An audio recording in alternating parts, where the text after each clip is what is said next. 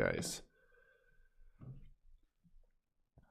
And we're live, guys. Welcome to yet another episode of Good Morning Crypto. Only here, only on Ivan on Tech. Of course, we are broadcasting live straight out of Stockholm, Sweden. We do the show each and every day at 8 AM Central European Summer Time. And guys, today we have a crazy news about the Bitcoin CLIPBOARD hack. So we're going to discuss what that is and why over 2 million people are affected by this hack without even knowing it. And number two, we're going to talk about the fact that BitMEX co-founder is Britain's first billionaire, which is quite interesting. Not Britain's first, but Britain's youngest billionaire. And number three, we're going to talk about Satoshi Nakamoto. Many people think that he is back. Many people are asking me, is Satoshi back? Because apparently he's publishing books nowadays. He went from being Bitcoin inventor to book publisher. So we're going to discuss that. Is it true? Is it false? Is Satoshi really back? So guys, if you are excited, be sure to smash the likes here on YouTube. Give me all the hearts on Facebook because we are broadcasting on both platforms. And please don't be a lurker. Interact with the community. Ask something. Comment on the news we cover. Comment on the topics we cover as well. And I see the chat rolling. I see Supaket in the house, Luis Engrosa, Suraj the Doctor, Fabrice, all the usual Dream Team squad. Bernard is also here. Amazing to have you guys here. Smash the likes and we will get straight into it. And also before we start, I have to say that after this stream, I'm going to a Swedish kind of forum for politicians and industry leaders. It is kind of like Davos in when world leaders meet, but Almedalen is the Swedish version of Davos. And so guys, if you want to follow me there and follow kind of behind the scenes what is happening in Almedalen, be sure to follow me on Instagram at Ivan on Tech, and we will share what is going on in this forum. And of course, our number one goal there is to explain what blockchain is, because many industry leaders and decision makers are going to be there, and many policy makers are also going to be there. So yes, we have a very clear mission at Almedalen, and it's kind of everyone goes to this island in Sweden, and all the politicians are there, all the journalists. It's kind of I don't really like the concept that it is an island, because you need to travel there, but you know, it's better than nothing. It's better than not having a forum at all. Okay guys, we have the following market situation. Bitcoin plus 5% almost, Ethereum plus 7%, Ripple 11, Bitcoin Cash 11. You have EOS 14%, so you know, kind of bullish tendencies we see in this market currently. Looking at the big winners, who do we have here? We have Wax, Bytecoin, Loom Network, Monacoin, KuCoin shares, 42% in Wax. I mean, this is real bull trend, you know, fashion. This is maybe something that will continue going, but there is still nothing, no guarantees and no proof of that. But you know what, this is the days we miss. This is the days we miss from the previous bull market during the winter and during the autumn, plus 42%.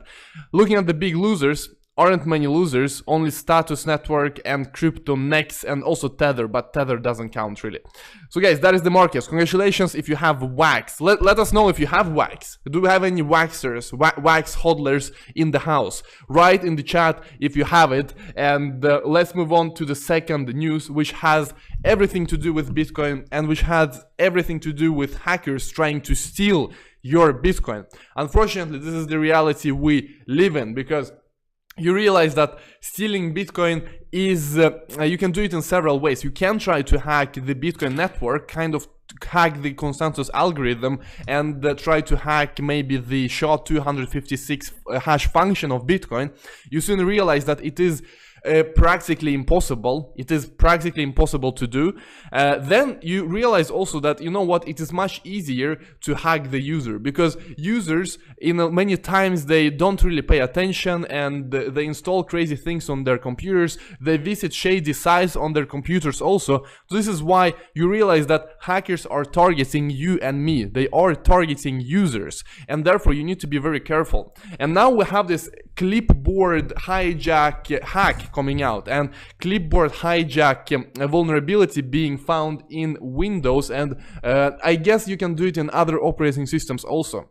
But the whole idea is the following, that we have an article from Toshi Times coming out that Windows clipboard hijacking malware reported monitoring 2.3 Bitcoin wallets. And this is key, guys. I mean, this monitoring aspect of this is key because you may be infected, I may be affected without even realizing it. Because we need to understand how malware is constructed. It is constructed to sit in the background, not show itself, and wait for the correct time to strike. Therefore, it says monitoring. It is monitoring 2.3 Bitcoin wallets. So this clipboard hijacking malware, which we will take a look at in a minute, we will actually see a demonstration of this malware live. We're going to see exactly how it works.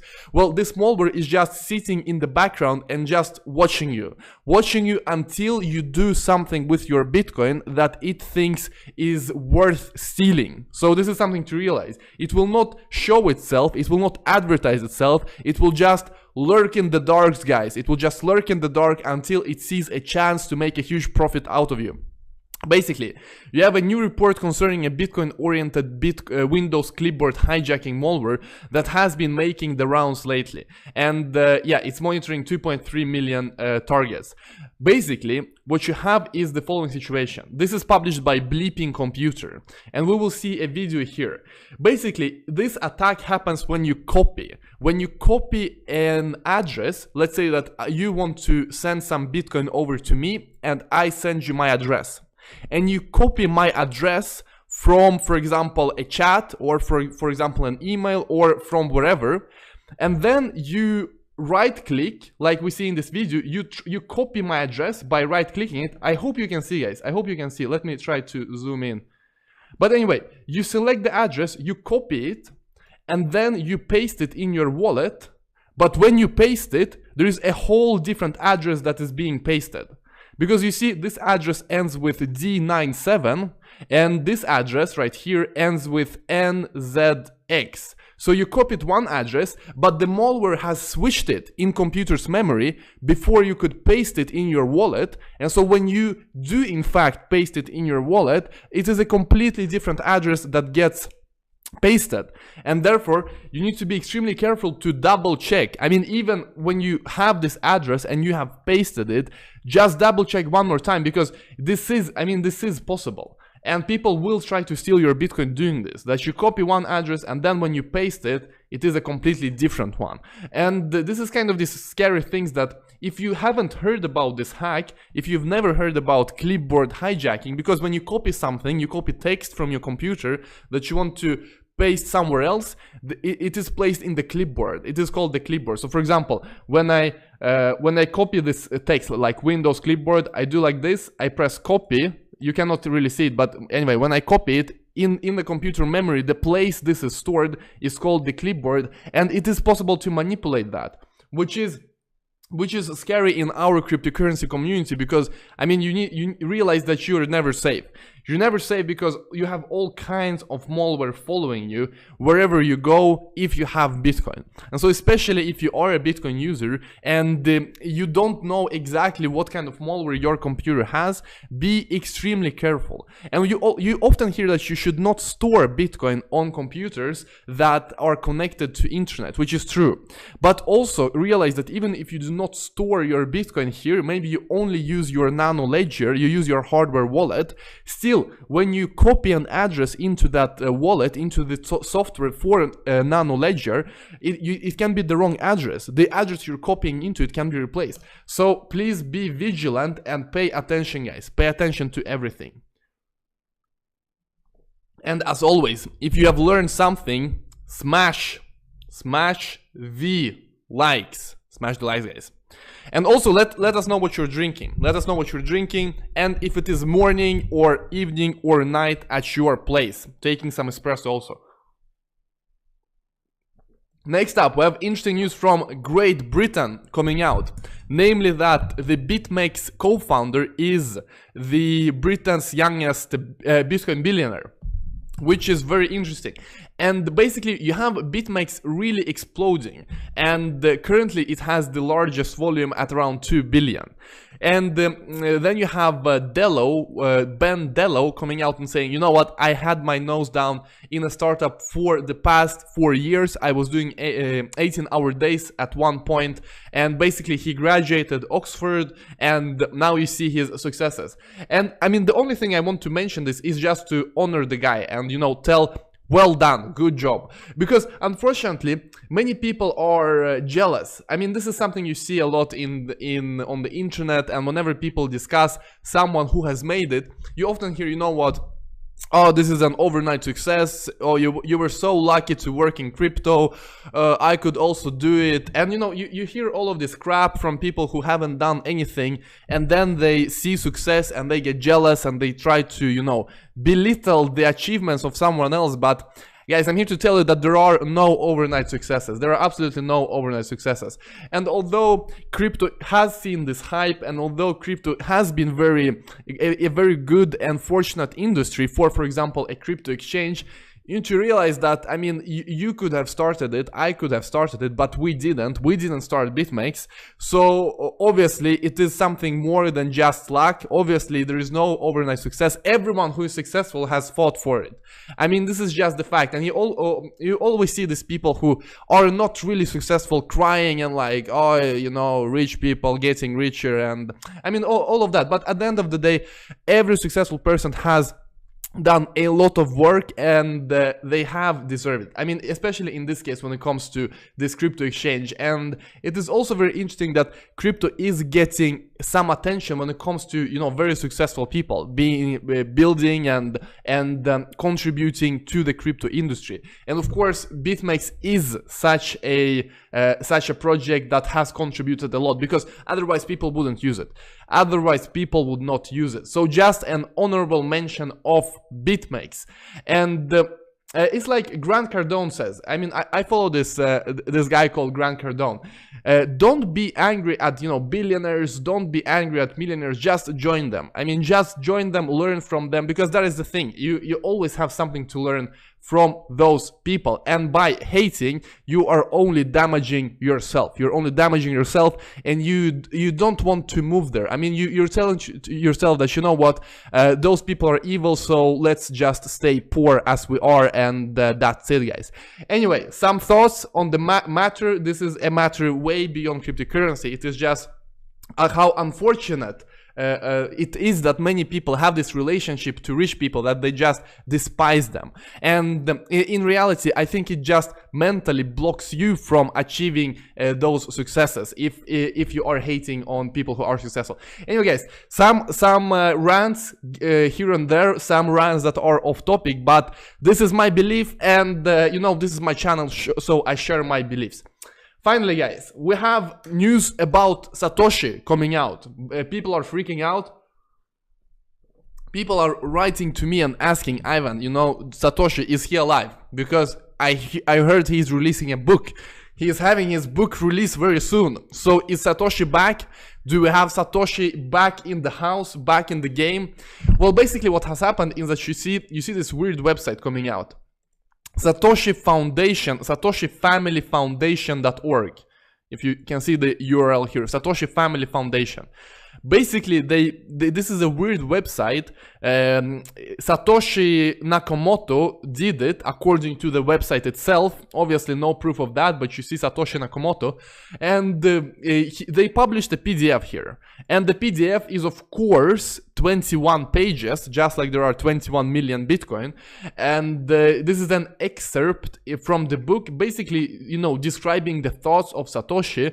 I think the question that is most often brought up about Bitcoin is why? Why was it created? Basically, there's someone writing as if they were Satoshi, and many people wonder, I mean, is this Satoshi? And I'm here to tell you guys, no, I definitely do not think so. Because it is so easy to prove that you're Satoshi. You pick up the private key, you sign a message. I mean, if they did the book and then they hashed the book and then they signed the hash of the book with the private key, then I would believe them. But in this case, this is just fan fiction, guys. It is fan fiction. Someone who is inspired by Satoshi, someone who has a lot of free time, and maybe even, you know, maybe even they want to sell you something. I mean, I don't know, guys. Be very careful. I myself do not believe that, and this is something that that we will see many times. People trying to come out and trying to reveal themselves as Satoshi, when in reality it is so easy to do technically. There is no need for trust in the space. If you haven't lost the private key, I mean, maybe Satoshi lost their private key, or maybe Satoshi is dead, which many people believe also. But just this website, I mean, Nakamoto Family Foundation.org, I mean, this domain is not even special. I could buy a domain that is Nakamoto Core Foundation.org. I mean, we could go ahead and buy a domain that is like Nakamoto Real Foundation.org. So it's like the domain itself is not even special. And if it is Satoshi, I mean, he would have no problem buying a good domain, at least. But then he would have to move his Bitcoin, I guess, so, or his or her or their Bitcoin, I guess. So in that sense, it might not make sense to use it just to buy a domain. But anyway, guys, this is my thoughts on the Satoshi situation. But, you know, take a look and read it. You can find the links in the description. You can actually take a look at the website and at the PDF that they provide you here with this book that apparently is coming to a bookstore near you. And take a look, read it, and maybe you like it. I don't know, maybe you believe it. Let us know if you believe it or not. So guys, that is it. I have to go to Almedalen, and I can show you. It is like this island in Sweden where all the politicians and like decision makers and industry leaders meet. And obviously we're going to go there and we're going to talk about blockchain. So what you have here is that you have this island, and Sweden is here, so Stockholm is here. Here is where we are broadcasting live from, and we are taking a plane down to Visby here, and here is this forum, and it's going to be interesting. I have never been there, but people like it. I'm only here one day, and follow me on Instagram if you want to get behind the scenes. And as I told in the beginning, this is kind of Davos but for Swedes. So here's where everyone is hanging out. Guys, thank you so much for watching. Smash the likes, smash the bell button, smash subscribe. I'll see you all very, very soon, and have a great Tuesday. Have a great Tuesday, and goodbye, guys. Goodbye.